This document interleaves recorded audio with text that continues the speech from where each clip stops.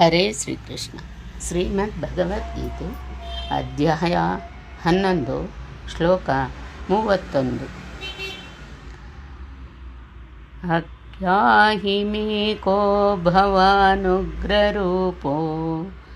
ನಮೋಸ್ತು ತೇ ದೇವವರ ಪ್ರಸೀದ ವಿಜ್ಞಾತುಮಿಚ್ಛಾಮಿ ಭವಂತಮಾದ್ಯಂ ನ ಹಿ ಪ್ರಜಾನಾಮಿ ತವ ಪ್ರವೃತ್ತಿಂ.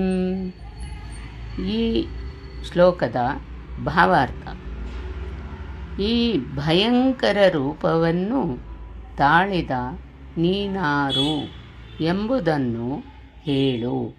ಎಲೇ ದೇವವರ್ಯ, ನಿನಗೆ ನಮಸ್ಕಾರ. ನೀನು ಪ್ರಸನ್ನನಾಗು.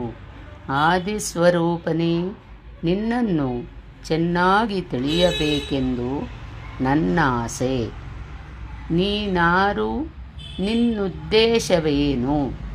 ಏಕೆಂದರೆ ನಿನ್ನ ಪ್ರವೃತ್ತಿ ಪ್ರಯತ್ನಗಳೊಂದೂ ಅರ್ಥವಾಗುತ್ತಿಲ್ಲ.